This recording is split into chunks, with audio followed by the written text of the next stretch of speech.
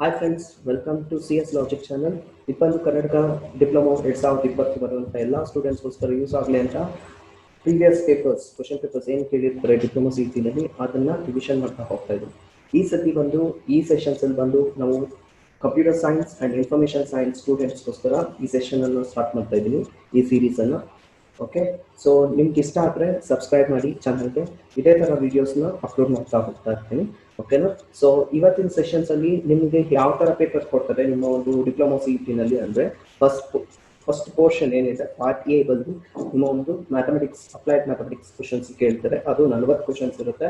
ಮತ್ತೆ ಸೈನ್ಸ್ ಅನ್ನು ಕೇಳ್ತಾರೆ, ಅದು 40 ಕ್ವಶನ್ಸ್ ಇರುತ್ತೆ. ನೆಕ್ಸ್ಟ್ ಬರೋದೆ ನಿಮ್ಮ ಒಂದು ಕೋರ್ ಡೊಮೈನ್ಗೆ ರಿಲೇಟೆಡ್ ಆದಂಥ ಕ್ವಶನ್ಸ್. ಓಕೆ, ಸೊ ಆ ಕ್ವಶನ್ಸ್ ಅನ್ನು ನೀವು ಓದ್ಕೊಂಡ್ರೆ 100 ಮಾರ್ಕ್ಸ್ ಸ್ಕೋರ್ ಮಾಡಿದ್ರೆ ಆರಾಮಾಗಿ ನಿಮಗೆ ಸಿ ಇ ಟಿನಲ್ಲಿ ಸೀಟ್ ಸಿಗುತ್ತೆ, ಇಂಜಿನಿಯರಿಂಗ್ ಒಳ್ಳೆ ಇಂಜಿನಿಯರಿಂಗ್ ಕಾಲೇಜ್ ಸಿಗುತ್ತೆ ಅನ್ನೋ ಒಂದು ಉದ್ದೇಶದಿಂದ ಈ ಸೀರೀಸ್ ಅನ್ನು ಸ್ಟಾರ್ಟ್ ಮಾಡ್ತಾ ಇದ್ದೀನಿ. ನಿಮ್ಗೆ ಇಷ್ಟ ಆದರೆ once again please subscribe to the channel and please share the channel link to others so that they will also help. ನಿಮ್ಮ ಕಡೆಯಿಂದ ಆದಂಥ ಸಹಾಯವನ್ನು ಮಾಡಿ. ಓಕೆನಾ? ಸೊ ಇವತ್ತಿನ ಸೆಷನ್ ಸ್ಟಾರ್ಟ್ ಮಾಡೋಣ. ಇವತ್ತಿನ ಸೆಷನಲ್ಲಿ ಫಸ್ಟ್ 40 ಕ್ವಶನ್ಸನ್ನು ಸಾಲ್ವ್ ಮಾಡ್ತೀನಿ. ನೆಕ್ಸ್ಟ್ ಸೆಷನಲ್ಲಿ 30 ಕ್ವಶನ್ಸ್ ಆ್ಯಂಡ್ ಲಾಸ್ಟ್ ಸೆಷನಲ್ಲಿ 40 ಕ್ವಶನ್ಸನ್ನು ಸಾಲ್ವ್ ಮಾಡ್ತೀನಿ. ಓಕೆನಾ? So let's move on to the today's session. Let's start today's session. First question: what logic function is produced by adding an inverter to the output of an AND gate? So question ಅನ್ನು ಅರ್ಥ ಮಾಡ್ಕೊಳ್ಳಿ. AND gate ನ output ತುದಿಗೆ ನೀವು ಒಂದು inverter ಅನ್ನು add ಮಾಡಿದಾಗ ಯಾವ ಲಾಜಿಕಲ್ ಫಂಕ್ಷನ್ ಅನ್ನು ಕ್ರಿಯೇಟ್ ಮಾಡುತ್ತೆ ಅಂತ ಕ್ವಶನ್ ಕೇಳಿದ್ದಾರೆ. ಓಕೆನಾ? ಸೊ ಇದಕ್ಕೋಸ್ಕರ ಒಂದು ಸೊಲ್ಯೂಷನ್ಸ್ ಇದೆ. ಸೊ ಇಮೇಜ್ ನೋಡ್ಕೊಂಡ್ಬರೋಣ, ಇಮೇಜ್ ಅಂತ ನಿಮ್ಗೆ ಅರ್ಥ ಆಗುತ್ತೆ. ಓಕೆನಾ? ಸೊ ನಾವು ಕೇಳಿರೋ ಕ್ವಶನ್ ಅಲ್ಲಿ ಆ್ಯಂಡ್ ಗೇಟ್ ಅಂತ ಇದೆ. ಸೊ ಆ್ಯಂಡ್ ಗೇಟ್ಗೆ ನಾವೇನು ಆ್ಯಡ್ ಮಾಡಬೇಕು? ಇನ್ವರ್ಟರ್ ಅನ್ನು ಆ್ಯಡ್ ಮಾಡಬೇಕು. ಸೊ ಆಗ ಯಾವ ಲಾಜಿಕಲ್ ಫಂಕ್ಷನ್ ಆಗುತ್ತೆ ಅಂತ ನೋಡೋಣ. So A dot B is your AND gate and added and NOT gate. So NOT gate add ಮಾಡಿದ್ರೆ A dot B whole bar ಆಗುತ್ತೆ. So it is represents the NAND gate of your things. ನೋಡಿ ಇಲ್ಲಿ ಇದೆಲ್ಲ ಇದರದ್ದೇ representation ಆಗುತ್ತೆ. So that is your 2D NAND gate is your right answer. Okay. Go back to the question. So the option is NAND gate is the right answer. Okay. Next question go on. The function of a multiplier is. So on the multiplier na function ಏನಾಗಿರುತ್ತೆ ಅಂತ ಕೇಳಿದ್ರು. ಓಕೆನಾ? So ಅದಕ್ಕೊಂದು image ಇದೆ. So this is your multiplier. ಇದೇನಿದೆ ಇದು ಬಂದು 2:1 ಮಲ್ಟಿಪ್ಲೈಯರ್ನ use ಮಾಡಿದ್ದೀನಿ. ಸೊ ಇದರಲ್ಲಿ 2:1 ಅಂದರೆ 2 ಸೈಡ್ ಇನ್ಪುಟ್ ಇರುತ್ತೆ, 2 ಇನ್ಪುಟ್ ಅನ್ನ ಇರುತ್ತೆ, ಬಂದು ಔಟ್ಪುಟ್ ಇರುತ್ತೆ. ಸೊ ಮಲ್ಟಿಪ್ಲೈಯರ್ನ ಫಂಕ್ಷನ್ ಏನಾಗಿರುತ್ತೆ ಅಂದರೆ out of N number of inputs, for example 2x1 ಅಲ್ಲಿ 2 ಇನ್ಪುಟ್ಸ್ ಇದೆ, 2 ಇನ್ಪುಟ್ಸ್ ಅಲ್ಲಿ ಯಾವುದೋ ಒಂದು ಔಟ್ಪುಟ್ ಆಗಿ ಹೋಗ್ತಾ ಇರುತ್ತೆ. So depending on your select line. So ನಿಮ್ಮ ಒಂದು ಸೆಲೆಕ್ಟ್ ಲೈನ್ ಏನಿರುತ್ತೆ, ಸೆಲೆಕ್ಟ್ ಲೈನ್ ಡಿಪೆಂಡೆನ್ಸ್ ಆದಮೇಲೆ ಇದಕ್ಕೆ ಕನೆಕ್ಟ್ ಆಗುತ್ತೆ. ಆಗ I0 ನಲ್ಲಿರೋದು ಪಾಸ್ ಆಗುತ್ತೆ ಔಟ್ಪುಟ್ ಆಗಿ. ಫಾರ್ ಎಕ್ಸಾಂಪಲ್ ಇದು ಕನೆಕ್ಟ್ ಆದಾಗ ಏನಾಗುತ್ತೆ, I1 ಅಲ್ಲಿ ಏನು ಡೇಟಾ ಇರುತ್ತೆ ಅದು ಔಟ್ಪುಟ್ ಆಗಿ ಸೆಲೆಕ್ಟ್ ಆಗುತ್ತೆ. So this is what the function of your ಮಲ್ಟಿಪ್ಲೈಯರ್ನ ಫಂಕ್ಷನ್ ಆಗಿರುತ್ತೆ. ಯಾವ ಇನ್ಪುಟ್ ಯಾವ್ದು ಔಟ್ಪುಟ್ ಆಗಿ ಹೋಗ್ಬೇಕು ಅನ್ನೋದು ಒಂದು selection. Multiple N number of inputs ಇರುತ್ತೆ, ಎನ್ ನಂಬರ್ ಆಫ್ ಇನ್ಪುಟ್ಸ್ ಅಲ್ಲಿ ಒಂದೇ ಔಟ್ಪುಟ್ ಆಗಿ ಹೋಗ್ಬೇಕಾಗಿರುತ್ತೆ. Depending on your select line ಹೇಗೆ ಟ್ಯೂನ್ ಮಾಡ್ತೀರಾ, ಹೇಗೆ select ಮಾಡ್ತೀರಾ, depending on that your input will act as an output. Okay, passing to the question. So the right answer is second one, to select one output of n data source. ಅಂದ್ರೆ ಒಂದು output ಇರುತ್ತೆ, n data inputs ಅಂದ್ರೆ I0, I1, I2. So 2:1 marks ಅಲ್ಲಿ 2 input ಇರುತ್ತೆ, 4:1 ಅಲ್ಲಿ 4 input ಇರುತ್ತೆ, 8:1 ಅಲ್ಲಿ 8 input ಇರುತ್ತೆ. ಸೊ ಅದಕ್ಕೋಸ್ಕರ they have mentioned n input data sources and to transmit it to a single channel. Single channel ಅಂದ್ರೆ ಒಂದು ಔಟ್ಪುಟ್ ಚಾನಲ್ ಆಗಿ ಟ್ರಾನ್ಸ್ಮಿಟ್ ಮಾಡುತ್ತೆ. So that is the function of your multiplier. Passing on to the next question. The full adder adds the kth bit of a 2 number to the ಎರಡು ನಂಬರ್ಸ್ನ full ಆಡರ್ನ ಒಂದ್ಸತಿ ನೋಡ್ಕೊಬರೋಣ. Okay, full adder image. This is your full adder. So 2 bit ಇದೆ, A1, A2 R B2. So ಇದೆಲ್ಲ ಒಂದೇ adder ಆಗಿರೋದ್ರಿಂದ ನಾನು middle ಅಲ್ಲಿ ತಗೊಂಡಿದ್ದೀನಿ. ಓಕೆನಾ? ಸೊ ಇಲ್ಲೇನಾಗುತ್ತೆ, 2 ಬಿಟ್ ಆ್ಯಡ್ ಮಾಡಿರೋದನ್ನ ಒಂದು ಕ್ಯಾರಿ ಇರುತ್ತಲ್ಲ, ಆ carry will act as a input to the another adder. ಇಲ್ಲಿ ನೋಡ್ಬೋದು C3 ಏನಿದೆ ಇದು ಬಂದು ಫುಲ್ ಆಡರ್ನ ನೆಕ್ಸ್ಟ್ ಫುಲ್ ಆಡರ್ನ ಒಂದು ಇನ್ಪುಟ್ ಆಗಿ ಆಕ್ಟ್ ಮಾಡುತ್ತೆ. That carry will be acting as input to the second full adders. So ಅದನ್ನೇ ಅವರು ಕ್ವಶನ್ ಅಲ್ಲಿ ಕೇಳಿರೋದು. ಕೇತ್ ಅಂದ್ರೆ ಯಾವುದೋ ಒಂದು ಬಿಟ್ ಆಡ್ ಮಾಡಿದಾಗ ಆಫ್ ಟೂ ನಂಬರ್ಸ್ ಅನ್ನ ಆಡ್ ಮಾಡಿದಾಗ ಏನಾಗುತ್ತೆ, you are carry from the k minus 1 bit. So another will be the previous output carry in C3 ಏನು ಬಂದಿರುತ್ತೆ ಅದು ಬಂದು ನೆಕ್ಸ್ಟ್ ಆಡರ್ಗೆ ಇನ್ಪುಟ್ ಆಗಿರುತ್ತೆ. That's why the carry from the k minus 1 ಅಂದ್ರೆ previous ನ ಆಡರ್ ನ ಇನ್ಪುಟ್ ಆಗುತ್ತೆ. So that is what the full order says. Okay, question number 84. The number 84 in BCD is. So BCD ನಲ್ಲಿ numbers ಅನ್ನ ಹೇಗೆ ಬರೀತೀರಾ, ಒಂದು ಕೊಟ್ಟಿರುವ ನಂಬರ್ ಅನ್ನ. ಸೊ ಅದಕ್ಕೋಸ್ಕರ ಒಂದು ಚಾರ್ಟ್ ಇದೆ ನೋಡ್ಕೊಂಡು. So this is your chart. Okay, decimal numbers ಬರ್ತಿದೆ. BCD ನಲ್ಲಿ ಏನು ಇಂಪಾರ್ಟೆಂಟ್ ಆಗುತ್ತೆ ಅಂದ್ರೆ it is nothing but your 8421 system. So 8421 system ಅಲ್ಲಿ ನಿಮ್ಮ ಒಂದು ನಂಬರ್ಸ್ ಅನ್ನ BCD ಬೈನರಿ ಕೋಡೆಡ್ ಡೆಸಿಮಲ್ ಅನ್ನ ಬರೀಬೇಕಾಗುತ್ತೆ. ಸೊ ಫಾರ್ ಎಕ್ಸಾಂಪಲ್ ಅಲ್ಲಿ ಕೇಳಿರೋದು 84. ಓಕೆ, 8 ನೋಡಿ ಇಲ್ಲಿದೆ. 8 is 1 0 0 0. ಓಕೆ, ಸೊ 8 ಆಯ್ತು. ನೆಕ್ಸ್ಟ್ ಏನಿದೆ 4 ಇದೆ. 4 ನೋಡಿ ಇಲ್ಲಿದೆ. So that is this is 4. So 0 1 0 0. Okay, so this is your full ಏನು binary coded decimal value. So ನಿಮ್ಮ ಒಂದು ಆಪ್ಷನ್ಸ್ ಹೋಗೋಣ. ಇದು ಆನ್ಸರ್ ಫೈಂಡ್ ಕೊಟ್ಟಿದ್ದಾರಾ ಇಲ್ಲ ಅಂತ. So your answer is option 1 is a right answer. So ಎಷ್ಟು ಈಸಿ ಇದೆ, binary coded number ಕೊಟ್ಟಿರ್ತಾರೆ, ನಂಬರನ್ನು 28421 ನಿಮ್ಮ ಒಂದು ಸಿಸ್ಟಮ್ ಅಲ್ಲಿ ಬರೆದ್ರೆ will get a BCD code. Okay, question 2's complement can be obtained from the 1's complement by. ಎರಡು 2's compliment ಮಾಡಿರೋದನ್ನ 1's ಕಾಂಪ್ಲಿಮೆಂಟ್ ಮುಖಾಂತರ ಹೇಗೆ ಪಡಿಬೋದು ಅಂತ ಕೇಳಿದ್ರು ಕ್ವಶನ್. ಸೊ 1's ಕಾಂಪ್ಲಿಮೆಂಟ್ ಮಾಡಿದ್ರೆ, ಸೊ 2's ಇವಾಗ ಇದು 1's ಕಾಂಪ್ಲಿಮೆಂಟ್ ಮಾಡಿದ್ದಾರೆ ಅಂತ ಇಟ್ಕೊಳ್ಳಿ. ಸೊ ಇದನ್ನ 2's ಕಾಂಪ್ಲಿಮೆಂಟ್ ಹೇಗೆ ಮಾಡ್ತೀರಾ, 1's ಕಾಂಪ್ಲಿಮೆಂಟ್ ಇಂದ 2's complement just by adding the 1 to your last bit. So ಇಲ್ಲಿಗೆ ಈ 1 ಅನ್ನ ಆಡ್ ಮಾಡಿದ್ರೆ you will get the 2's complement value. So the right answer is here adding 1. Okay, so adding 1 to your last bit will make it as a 2's complement. Next question, a device that works in conjunction with a computer but not as a part of it is called. ಒಂದು device ಇದೆ, ಅದು computer ಜೊತೆಗೆ work ಮಾಡುತ್ತೆ, but we can't take it as a computer device. So ಅಂಥ devices ಅನ್ನ ಏನಂತ ಕರಿತೀರಾ? So ಇವಾಗ mouse ಇರ್ಬೋದು, ಕೀಬೋರ್ಡ್ ಇರ್ಬೋದು, ಇವೆಲ್ಲ ಏನಾಗುತ್ತೆ ಪೆರಿಫೆರಿಯಲ್ devices. Externally we are connecting, but it is not a part of your computer. Okay, so next question,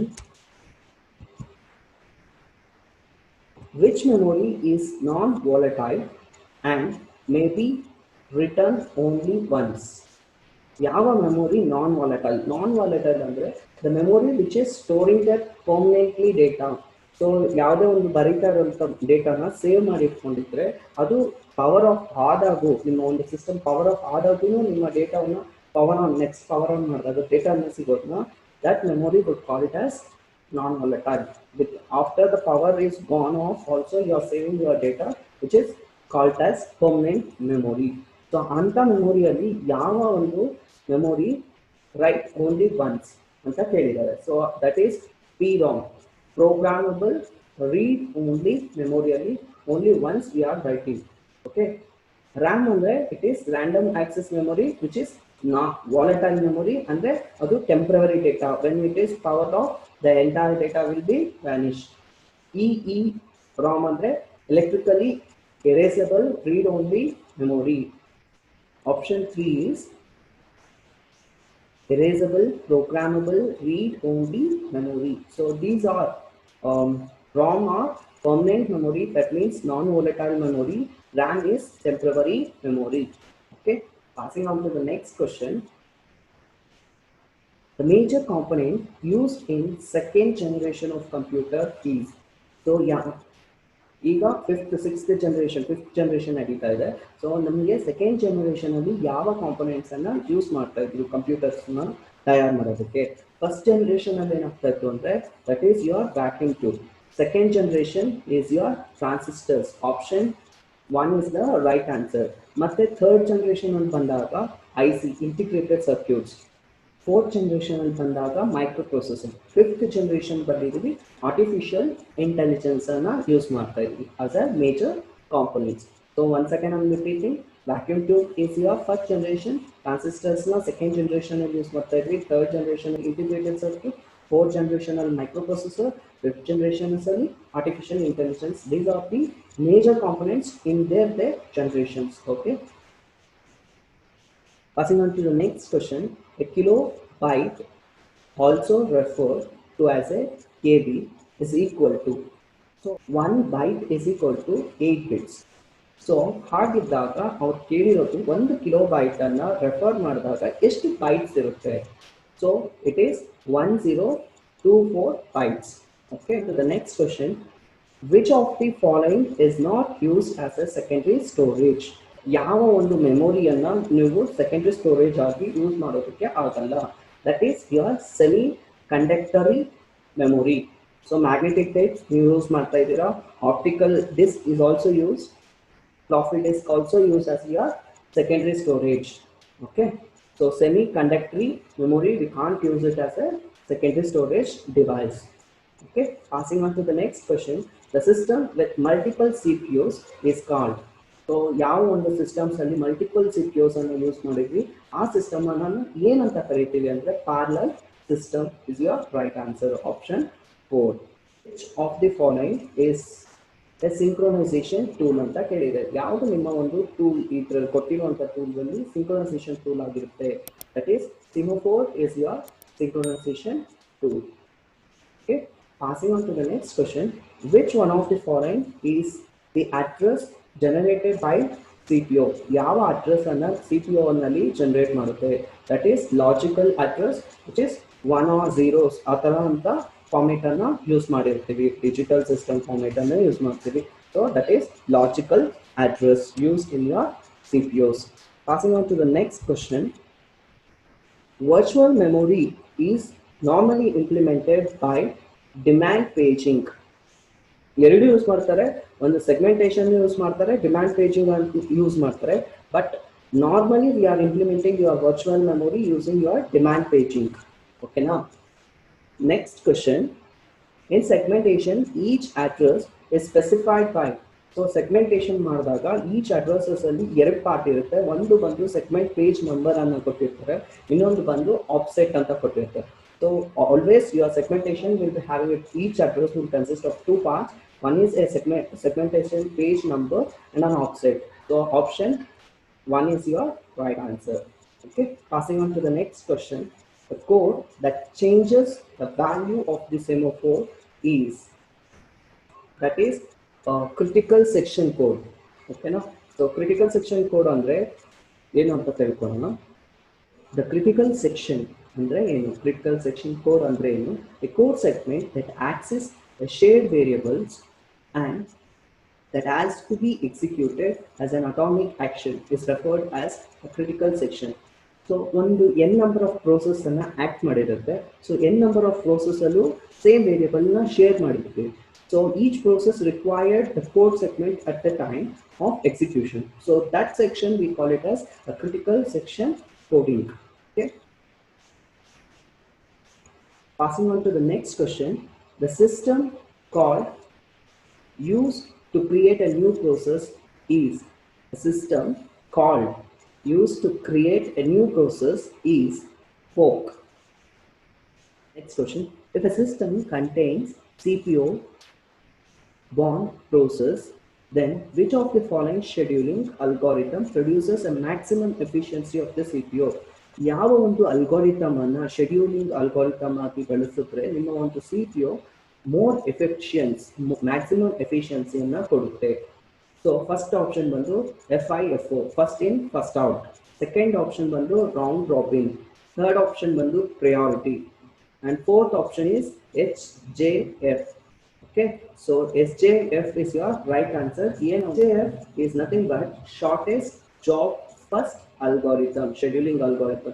ಇದೇನ್ ಮಾಡುತ್ತೆ, ಯಾವುದೋ ಒಂದು ಅಲ್ಗಾರಿಥಮ್ ಯಾವ ಒಂದು ಪ್ರೋಸೆಸ್ ಅಲ್ಲಿ ಫಸ್ಟ್ ಟೈಮ್ ಕಡಿಮೆ ಇರುತ್ತೆ ಅದನ್ನ ಫಸ್ಟ್ ಎಕ್ಸಿಕ್ಯೂಟ್ ಮಾಡುತ್ತೆ. ಅದಾದ್ಮೇಲೆ ನೆಕ್ಸ್ಟ್ ಯಾವುದು ಫಸ್ಟ್ ಟೈಮ್ ಅದಕ್ಕಿಂತ ಒಂಚೂರು ಜಾಸ್ತಿ ಇರುತ್ತೆ ಅದನ್ನ ಸೆಕೆಂಡ್ ಎಕ್ಸಿಕ್ಯೂಟ್ ಮಾಡುತ್ತೆ. So it depends on only a first time and it will schedule the shortest jump to that process and execute first the burst time which is lesser. Okay, passing on to the next question. The page fault occurs. Page fault yavaga occur agutte andre the page is not in the main memory nalli irada illa page, so aga enagutte the page fault will occurs.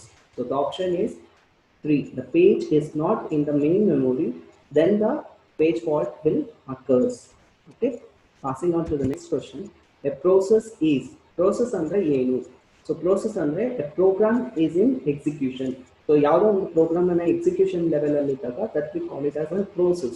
Okay, a program in execution. Passing on to the next question. Any C program must contain at least one function, need not contain any function, means the input data must contain two functions only. So ಯಾವುದೇ ಒಂದು C programmes ಅಲ್ಲಿ ಈ options ಅಲ್ಲಿ ಯಾವುದು perfect ಆಗಿ suit ಆಗುತ್ತೆ ಅಂದ್ರೆ must contains at least one functions. So functions ಇಲ್ದಿರ ಇರೋದು ಸಿ ಪ್ರೋಗ್ರಾಮ್ ಆಗಲ್ಲ. Means input only input data ಒಂದೇ ಇರುವಂತ ಫಂಕ್ಷನ್ಸ್ ಆಗಲ್ಲ. And must contains two functions only. So ಎರಡೇ ಫಂಕ್ಷನ್ಸ್ ಇರಬೇಕು ಅಂತಾನೂ ರೂಲ್ಸ್ ಇಲ್ಲ. So at least it should contains one functions in your C programming. Okay, now passing on to the next question. If two strings are identical, then strcmp andre string compare function returns. So for example ಎರಡು name ಕೊಟ್ಟಿದ್ದಾರೆ like apple ಅಂತ ತಗೊಂಡ್ರೆ ಎರಡು strings ಅಲ್ಲಿ same words ಇರುತ್ತೆ. So ಅವಾಗ ಏನಾಗುತ್ತೆ string comparison ಆಗ್ತೀರಾ ಅದೇನಾಗುತ್ತೆ it will returns as A 0 because the strings are identical. Okay, passing on to the next question. The format identifier, that is percentage of I, is also used for dash data types. So ಈ questions ಗೆ ನಿಮ್ಮ C program ನ data types ಅನ್ನು correct ಆಗಿ ಕಲ್ತ್ಕೊಂಡಿರಬೇಕು.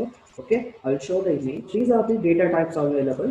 ಕೆಲವೊಂದು primitive data types ಇದೆ, derived data types and user defined data types ಇದೆ. Major ಆಗಿ we are using the primitive data types only in your C programming. ಅದರಲ್ಲಿ character, integers, float, double.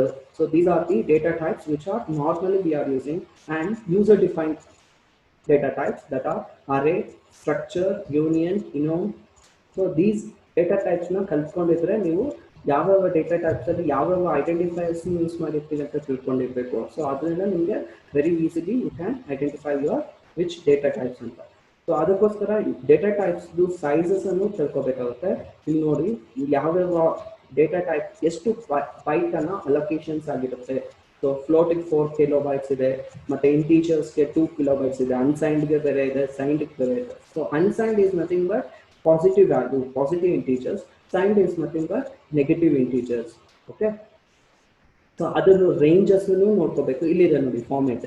So percentage of c ಅಂದ್ರೆ ಕ್ಯಾರೆಕ್ಟರ್ದು, percentage of d ಅಂದ್ರೆ integer, so percentage of q ಅಂದ್ರೆ short unsigned integers. So ಈ ತರ ನಿಮ್ಮ ಒಂದು format ಅನ್ನ ತಿಳ್ಕೋಬೇಕು. ಓಕೆನಾ. So passing on to the question ಅಲ್ಲಿ ಏನ್ ಕೇಳಿದ್ರೆ ಪರ್ಸೆಂಟೇಜ್ ಆಫ್ ಐ ಯಾವ ಡೇಟಾ ಟೈಪ್ಗೆ ಸೇರುತ್ತೆ. ಸೊ ಅದು ಬಂದು ಪರ್ಸೆಂಟೇಜ್ ಆಫ್ ಕ್ಯಾರೆಕ್ಟರ್ ಬಂದು ಈಗ ಆಲ್ರೆಡಿ ನೋಡಿದ್ದೀವಿ, percentage of C is your character. So float ಬಂದು ಪರ್ಸೆಂಟೇಜ್ ಆಫ್ ಎಫ್, ಇಂಟೀಜರ್ ಬಂದು percentage of I. Okay, so this is the right answer for your identifier data type. Question: what is the size of the float data types? We already ನೋಡಿದ್ವಿ ನಾವು ಯಾವ್ದಾದ್ರು size range ಅಂತ. So that right answer is 4 bytes is your float data type ನ size ಆಗಿರುತ್ತೆ. Okay, next question: which of the following is ternary operators? ಯಾವ ಒಂದು ಇಲ್ಲಿ ಕೊಟ್ಟಿರುವಂತ science ಅಲ್ಲಿ ternary operators ಆಗಿರುತ್ತೆ ಅಂತ ಕೇಳಿದೆ. So ternary operators are question marks with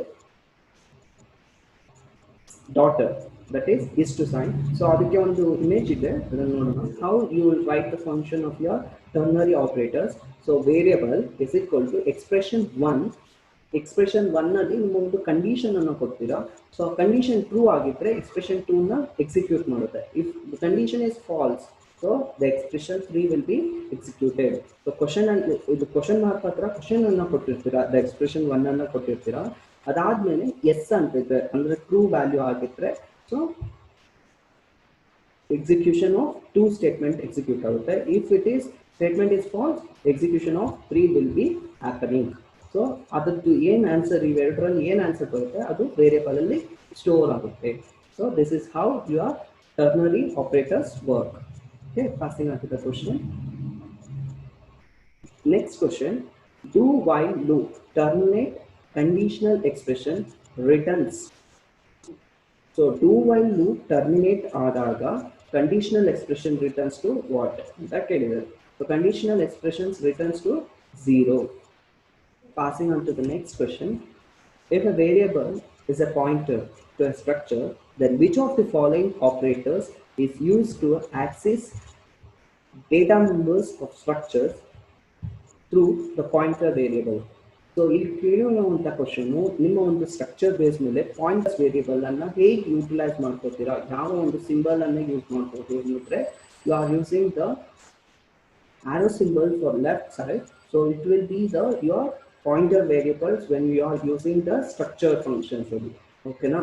so next question, address stored in the pointer variable is of the type. So ಯಾವುದೋ ಒಂದು address ವೇರಿಯಬಲ್ನ store ಮಾಡಿದಾಗ ನಿಮ್ಮ ಒಂದು ಪಾಯಿಂಟರ್ ಫಂಕ್ಷನ್ಸ್ ಅಲ್ಲಿ ಸೊ ಅವಾಗ ಯಾವ ಟೈಪ್ ವೇರಿಯಬಲ್ ಅನ್ನ ಸ್ಟೋರ್ ಮಾಡ್ತೀರಾ? We are obviously we are store it as in the format of integer. Okay, next question, which of the following function is more appropriate for reading in a multiple word string? So ಯಾವ ಒಂದು multiple reading strings read ಮಾಡೋದಕ್ಕೆ ಯಾವ functions more appropriate ಆಗಿರುತ್ತೆ ಅಂತ ಕೇಳಿದ್ದಾರೆ. So that is gets function will be more appropriate for reading the multi word strings. ಅದೇ writing ಆಗಿದ್ರೆ for multi word strings ಗೆ puts is the your right options. Reading writing ಎರಡು ವ್ಯತ್ಯಾಸ ತಿಳ್ಕೊಂಡಿರ್ಬೇಕು. ಯಾವ function appropriate ಆಗಿ ಯೂಸ್ ಮಾಡ್ತೀವಿ reading ಗೆ gets in function and for writing it is put function.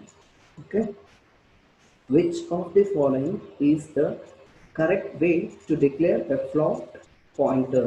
So ಇದು ಬಂದು ಗ್ರೇಸ್ ಮಾರ್ಕ್ಸ್ ಆಗಿರುತ್ತೆ. ನಿಮ್ಮ ಒಂದು ಯಾವುದೇ ಒಂದು ಕ್ವಶನ್ಸ್ ಗ್ರೇಸ್ ಮಾರ್ಕ್ಸ್ ಆಗಿರೋದು ನಿಮಗೆ ಬೋನಸ್ ಆಗುತ್ತೆ. ಯಾಕಂದ್ರೆ ಇಲ್ಲಿ ಟೋಟಲ್ ಯಾವ ಡಿಕ್ಲೇರೇಷನ್ಸ್ ಅಪ್ರೋಪ್ರಿಯೇಟ್ ಆಗಿರುತ್ತೆ ಅಂತ ಕೇಳಿದ್ದಾರೆ.